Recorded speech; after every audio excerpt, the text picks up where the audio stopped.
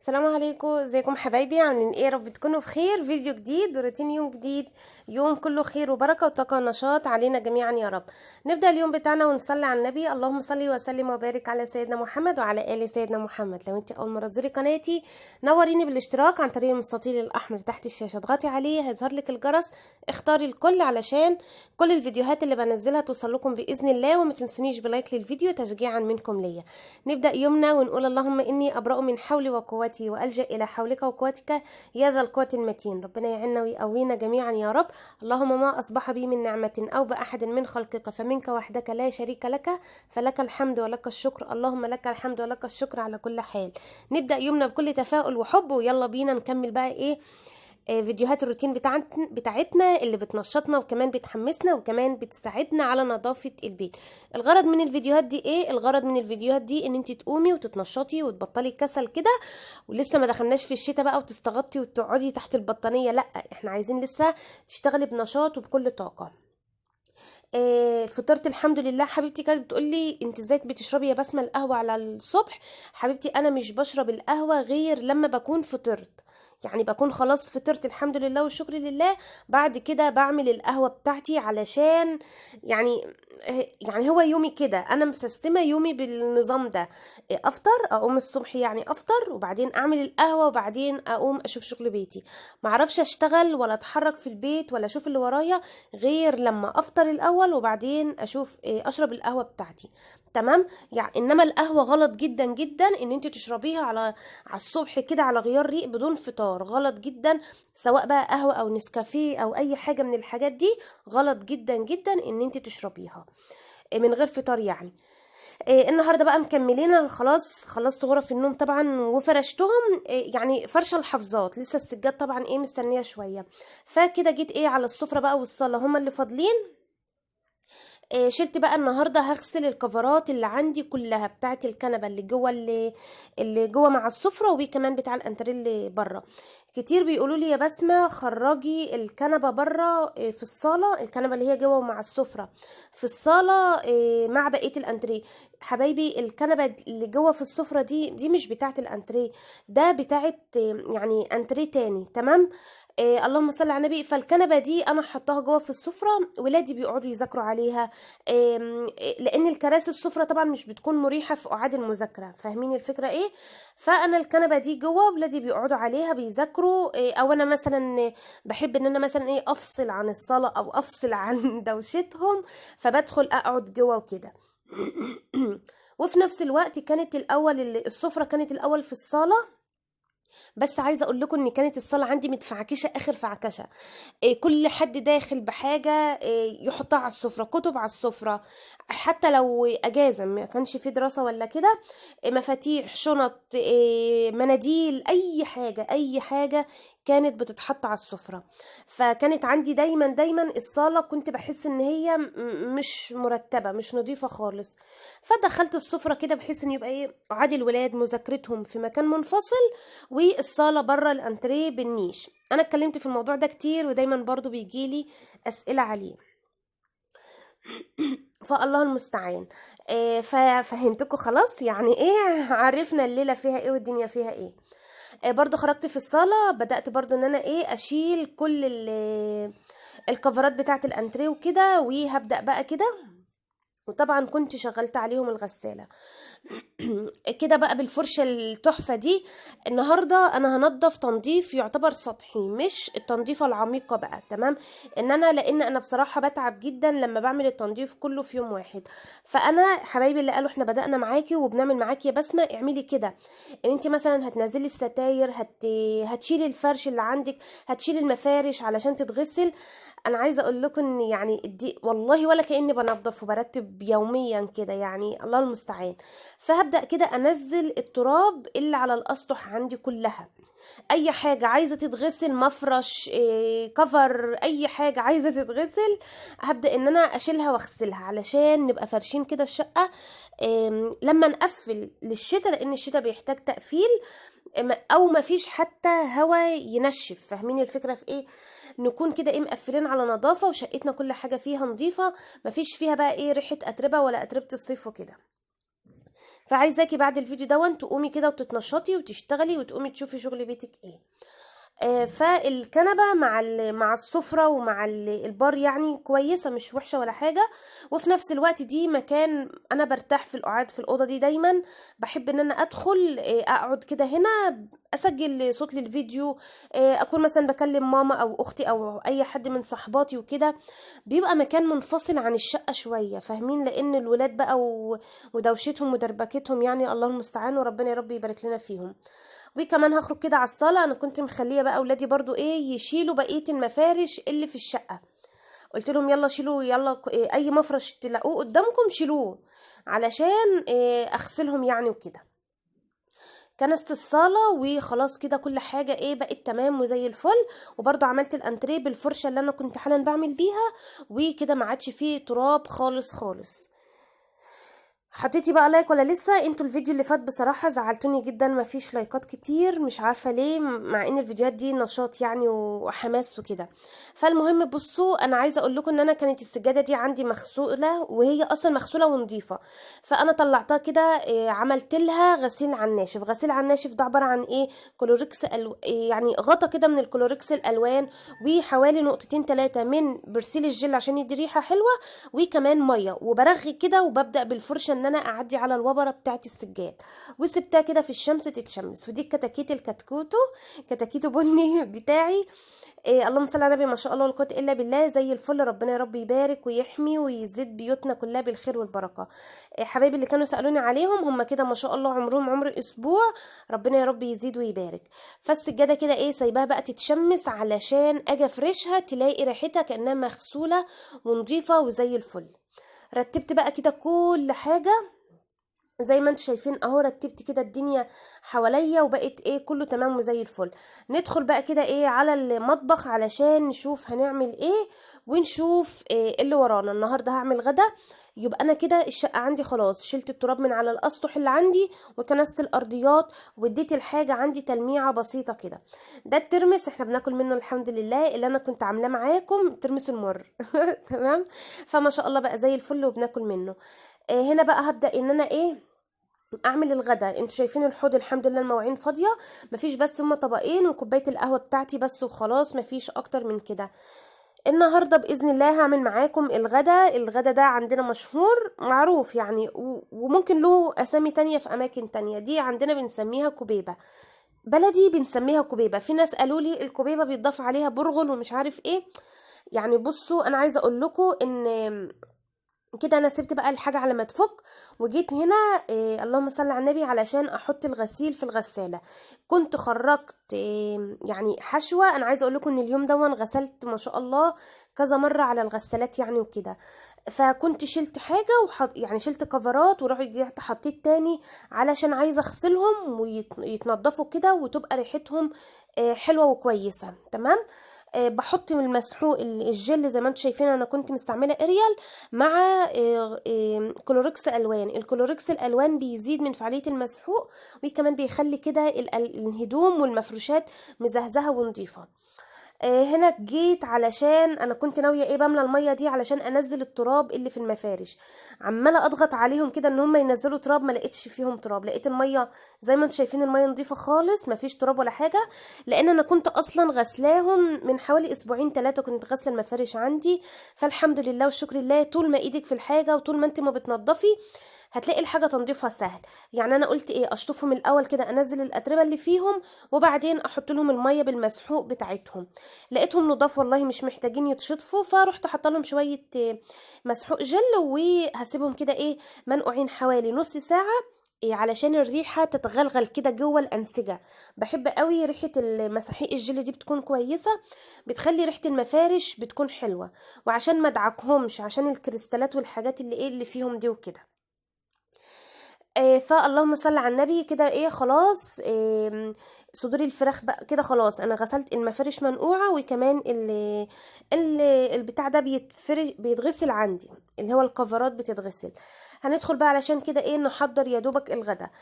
كانت الوراك خلاص فكت وكانت الحاجه فكت معايا، هبدا احضر الغدا. انا عايزه اتبل النهارده الوراك تتبيله حلوه جدا جدا جدا، بتديكي طعم المشاوي، وطعمها بصراحه بيكون حلو قوي قوي قوي. اللهم صل على النبي، بس حطي لي كده ايه لايك للفيديو. عندي هنا كنت بدور كده على تتبيلات احط توابل ايه، فلقيت عندي الكيس كان مفتوح اللي هو تتبيلات المشاوي، تمام. ده طبعا من كنور او من ماجي، انتوا شفتوا الاسم يعني، المهم. فحطيت كده عليه ده حوالي كان معلقتين كده كبار على معلقتين من الحليب، وكمان هنزل عليهم برضو بمعلقتين كده من الزيت. التتبيله دي بتدي، عايزه تتبلي صدور بالتتبيله دي تبليها، عايزه تتبلي فرخة كاملة بالتتبيلات دي، طعمها بجد بجد بتدي طعم حلو جدا جدا للفراخ عندك. هبدأ كده اعمل فتحات في الوراك اللي عندي دي، كانت وراك مش كانت فرخة كاملة. فببدأ كده ان انا ايه بالسكينة اعمل فيها فتحات علشان تشرب من التتبيلة دي. اعملوها جددي كده في اكلك بحاجات بسيطة خالص، بس بجد بجد بتدي طعم وبتفرق قوي قوي قوي في طعم الاكل بتاعك. اهو ببدأ كده ايه اتبله بقى واسيبه كده حوالي ساعة او ساعتين في التتبيلة دي، كل ما تسيبيه هيدي طعم احلى. لو عندك زبادي حطي، بس انا ما كانش عندي زبادي، فكان عندي الحليب ده يعني وكده. هبدأ بقى اعمل الكوبيبة زي ما انا بقول لكم، بلدنا بنقول عليها كوبيبة، ممكن بلاد تانية بتقول عليها كفتة رز، يعني زي ما انتوا بتسموها، بس انا مش بعملها كفتة صوابع، هتشوفوها حالا معايا. عندي هنا ده كان صدر فرخة كبير ما شاء الله لا قوة الا بالله، من اللي انا كنت مربياهم. نزلت عليهم بحزمتين من البقدونس، حزمة من الكزبرة وحزمة من الشبت، وبصلتين كده متوسطين او بصلاية كبيرة، وراس توم يعني او معلقة كبيرة من التوم المهروس ده. والرز ده حوالي كيلو رز، انا كنت اللهم صل على النبي غسلاه، وكان مفروم كده نص فرمة في الكبة، مفروم نص فرمة في الكبة، تمام. وبعدين بقى بدأت كده ان انا افرم بقى الفراخ مع البصل والثوم والخضرة، وابدأ اضيف الرز كده من فوق، تمام. اللهم صل على النبي، احنا بنعملها بالطريقه دي وبتطلع تحفه جدا جدا وبتطلع جميله وطعمها حلو. ممكن هي اصلها اصلا ان هي بتتعمل بلحمه، بس انا بعملها بصدور الفراخ. عايزاكي كده تجربي كفته الرز اللي انتوا بتعملوها العاديه دي، جربيها كده بصدر فرخه وقولي لي رأيك ايه. صدقيني طعمها تحفة وفي منتهى الجمال، حلو جدا جدا جدا لما بتعمليها بصدر الفرخة. بعد بقى ما فرمت الكمية بتاعتي كلها بقت بالشكل ده. عايزة اقول لكم ان الكمية دي ما شاء الله لا قوة الا بالله، عملتها على اكلتين اتنين مش اكلة واحدة، اكلتين اتنين. عملت نص الكمية دي اليوم ده، والنص التاني عينته في كيس وحطيته في الفريزر، هبقى اعمله مرة تانية ان شاء الله. يعني كده تعتبر وجبة اقتصادية جدا جدا، بصدر فرخة واحد هتعملي منها وجبتين اتنين. طبعا بقى بعد ما عملت بقى ومكان ايدي، فلازم قبل ما ارجع الخلاط بتاعي اغسله كده غسله كويسه مكان ايدي بقى، انتوا عارفين ايدينا بتكون مش نظيفه، مكان بقى الفراخ وكده، فلازم اغسله ببريل كده وادعكه دعكه كويسه.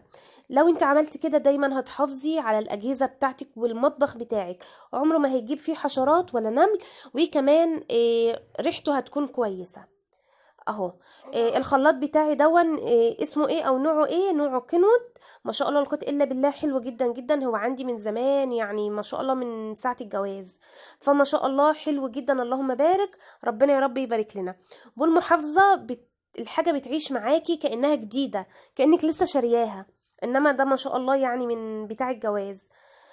خلاص لمعت كده كل حاجة وهرجعه بقى ويبقى كده نضيف وما شاء الله يتعان في الضرفة نضيف وجميل وبفوطة ناشفة. هبدأ ان انا ايه امسح كل حاجة وارجع تاني كل حاجة نضيفة وترجع في مكانها كده، ايه فل شمعة منورة ولا ايه. انا بصراحة اليومين دول زوري مش عارفة واجعني، بقالي فترة طويلة زوري، وحتى صوتي متغير في الفيديوهات، بتقولي لي يا بسمة صوتك متغير، بس والله غصب عني مش عارفة زوري بيوجعني بالرغم ان انا بشرب حاجات دافية وكده، فالله المستعان. بصوا حبايب قلبي، خلاص كده الرخامه اتلمعت وبقت نظيفه، وكمان الخلاط رجعناه. انا بعمل الكوبيبه اقراص زي ما انتم شايفين كده، مش بعملها صوابع. لو انت حابه تعمليها صوابع تمام، ان انا بعملها اقراص. اه واللون الاخضر ده هيفتحي حالا في السوى. ببل ايدي كده بزيت بمسحه بسيطه كده من الزيت علشان القرص يطلع متساوي كده واملس كده وايه، وما يلزقش في ايدك ويبقى يعني مش كويس، تمام. اهو بعملها كده اللهم صل على النبي اقراص بالشكل ده. ده كان غدانا في اليوم دون ما شاء الله، يعني انا عندي يعني عندنا يعني الاكله دي زي ما بقول لكم مشهوره هنا في البلد، وعندنا احنا بنحبها جدا جدا ما شاء الله. يعني الكوبيبه دي طعمها جميل. في ناس بتعملها بقى ببرغل، انا جربت بصراحه ام برغل دي ما عجبتنيش، مش عارفه ليه انا بحب دي. فيعني ايه، لولا اختلاف الاذواق، يعني الاكل ده اوان اذواق، وكل واحده فينا على حسب ما بتحب وعلى حسب ما يعني ما متعوده. تمام. اهو بقرصهم بالشكل ده زي ما هي اسمها تقريص. تمام. فبقرصهم كده. وكده خلاص بقت ما شاء الله، بقت جاهزه معايا. عملت الكميه زي ما انا قلت لكم اللي انا هسويها النهارده، والباقي بقيتها عينتها في كيس في الفريزر، وعينتها في التلاجة. هنيجي بقى للتسويه. التسويه انا بحط في ارضيه الحله عندي طماطم مقطعه، طماطم كده حلقات، وببدا ان انا ارص. عفوا، بقول لكم زوري وجعني. مش عارفه، الله المستعان. ببدا كده ارص طبقه من الكوبيبه، وبعدين بس ايه بالشوربه تكون مغليه، او المرقه يعني تكون مغليه، وبعد كده ببدا ان انا اعمل طبقه تانية، وهكذا وهكذا. يعني ترصي طبقه وبعدين تنزلي عليها بالمرقه، وبعدين طبقه تانية لحد ما تغطيها، والمرقه طبعا لازم تكون مغليه. كده خلاص بعد ما خلصت بقى الايه الكميه بتاعتي وسبتها تستوي. طبعا بتستوي ازاي؟ مجرد ما بتغلي ببدا ان انا اهدي عليها واسيبها تعيش مع نفسها لحد ما تلاقي خلاص الرز استوى. يعني مثلا ايه، بعد نص ساعه بتلاقي الرز استوى وخلاص. هنيجي بقى وراك الفراخ خلاص قعدت في التتبيله ما شاء الله اكتر من ساعه، بقت ما شاء الله تحفه، وريحتها عايزه اقول لكم كانت بجد بجد في منتهى الجمال. معلقه زيت حطيتها بس في الصينيه، وبدات ان انا ادي صدمه للفراخ اللي عندي. اديتها صدمه من اليمادي، وبعدين اديتها صدمه من الجهه التانية، وبعدين هديت النار وحطيت عليها الصوص بقى اللي هو كان ايه، معلقتين الحليب بالتتبيله بكده، حطيته عليها عشان تستوي وتشرب منه ويبقى طعمها حلو. اهو زي ما انتم شايفين كده بدات ان انا اهو بعد ما خدت صدمه معايا بدات ان انا اقلبها على الجهه التانية. انا بحب دايما اعمل اللي عندي الفراخ بالطريقه دي، بيبقى بصراحه طعمها حلو جدا، وبتديني طعم المشوي يعني وكده. اهو سبتها خدت صدمة على الجهة التانية دي برضو، وبعد كده رحت نازلة عليها بكمية اللي هما الايه، اللي الصوص اللي كانوا بقوا نازلين من الفراخ تستوي بيهم. وبعدين هديت عليها وغطيتها وسبتها خالص لحد ما اتأكدت ان الفراخ استوت. اعمليها بجد بجد هتعجبك وهتعجب ولادك. وفي الاخر خالص بروح ايه عاملة فيها فحمية بتديها طعم وريحة الفحم.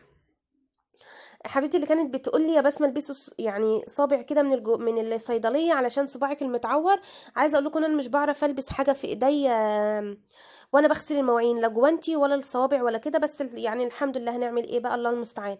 حتى انا قلع الخواتم والدبله لان حاسه ان صوابع ايديا اليومين دول وجعاني، ممكن من الشغل، ممكن من غسلت سجاد، فحاسه ان صوابعي وجعاني وايديا وجعاني، فقلع بقى كل حاجه، قلع الخواتم يعني والدبله وكده.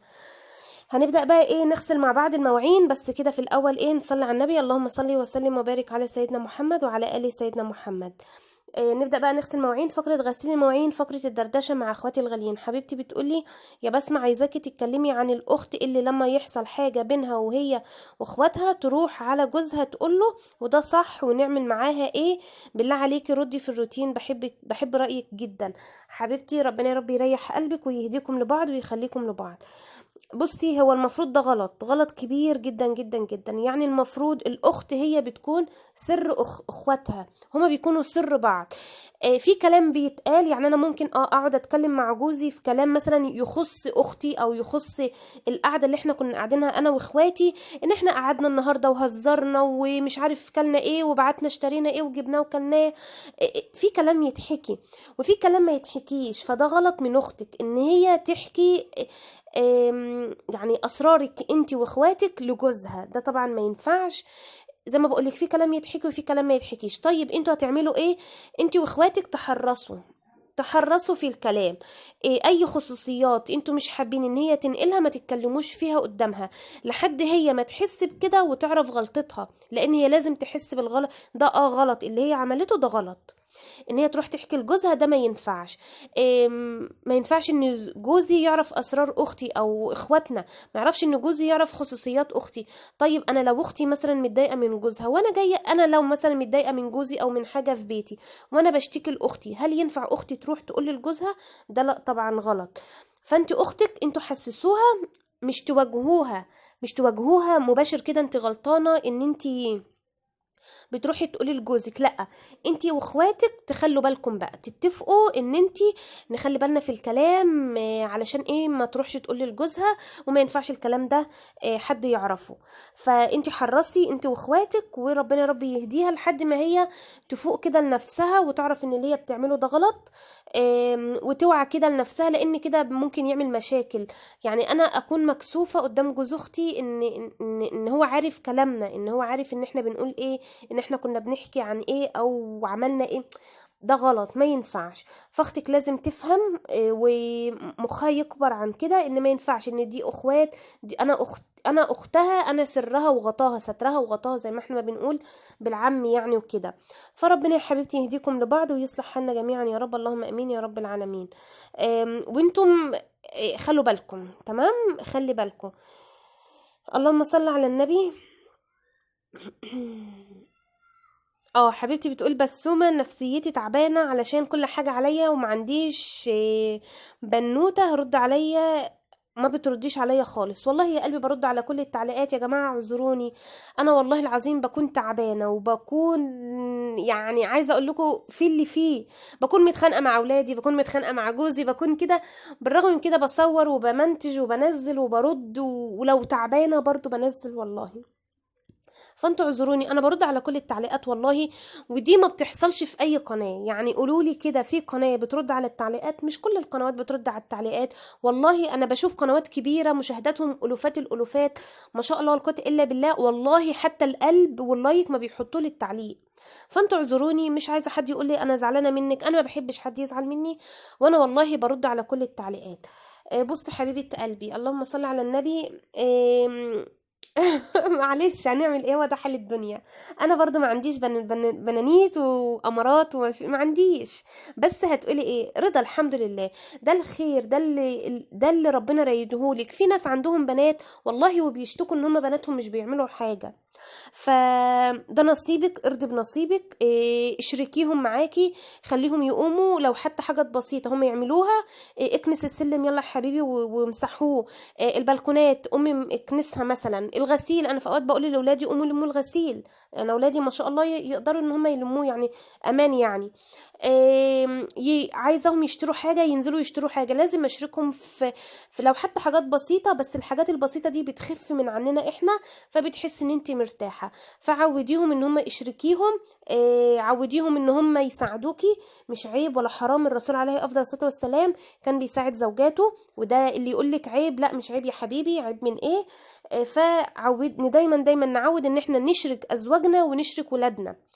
كمان تشركي الزوج، ما ينفعش الزوج كده يكون قاعد يوم اجازتي يقول لك انا عايز ان انا اكون قاعد مرتاح. طب انا يا حبيبي ده انا يوم اجازتي بحاول استغل ان انا انظف واروق البيت، فلازم نشرك ازواجنا. انا مولعه فحمايه هي عشان بحطها للفراخ زي ما انا قلت لكم. حبيبه قلبي اللي بتقولي يا بسمه انا زعلانه علشان ما عملتيش الملوخيه الناشفه، حبيبه قلبي من عينيا والله. الملوخيه الناشفه هعملها معاكم اهو. طبعا انا اللي منشفاها. دي كده نص معلقه من التوم ومعلقه سمنه، وبدات ان انا ادبل التومه، مش بحب اغمقها. دي الملوخيه الناشفه. وبعدين نزلت بالمرقه، المرقه دافيه مش مغليه، المرقه دافيه. بنزل عليها بكميه الملوخيه اللي انا عايزاها، تمام. الملوخيه الناشفه دي انا طبعا منعماها قوي قوي قوي وجاهزه على الطبيخ، وحطاها في علبه زي كده بغطا في التلاجة علشان ما تبصش وما يجرالهاش حاجه. وبعدين ببدأ كده المرقة دافية، مش مرقة سخنة ولا مغلية، علشان تسخن مع الملوخية والملوخية تشرب منها. فاهمين؟ اهي بدأت كده تغلي اهو. اول ما بدأت تغلي على طول طفيت. انا طفيت دلوقتي خلاص، عشان ما تسمرش معايا ويفضل لونها كده اخضر حلو. عشان كده انا بقول لكم انا بضيف الملوخية للمرقة وهي لسه دافية، مش تكون مغلية ولا تكون سخنة قوي. والملوخيه بتاعتنا اهي الناشفه ما شاء الله، يعني تشوفيها تقولي خضره، ما شاء الله لا قوه الا بالله، وتقيله يعني حاجه كده بجد بجد في منتهى الجمال. وكمان الكوبيبه بتاعتنا دي كانت بعد بقى ما خلاص استوت، ما شاء الله لا قوه الا بالله، كان طعمها تحفه تحفه بجد. والفراخ بتاعتنا، وده كان غدانا النهارده. وكمان طلعت طبق مخلل كده ده كده كان غدانا النهارده، اللهم لك الحمد ولك الشكر. الملوخيه الخضراء، كنت اقول لكم الملوخيه الخضراء. الملوخيه الناشفه اهي. ما شاء الله جميله جدا جدا جدا، وطعمها بجد تحفه قوي قوي قوي قوي. والكوبيبه بتاعتنا احنا اول يوم بناكلها كده مسلوقه، انا بحبها خفيفه مسلوقه. تاني يوم بقى بحمرها ببيض. بس على الارجح ان انا هسيبها برضو مسلوقه، هسخنها كده بس علشان زوري اللي واجعني، وما ينفعش ان انا اكل بيض محمر. فالمهم، الله المستعان. الكوبيبه طعمها حلو جدا، جربيها هتعجبك قوي قوي قوي. وكمان يعني تعتبر سهله كده، وعملت لي وجبتين اتنين الكميه اللي انا عاملاها. ده كده روتيننا، وان شاء الله باذن الله مكملين بكره في فيديو بكره التنظيفات باذن الله. يا رب يا حبايبي، لو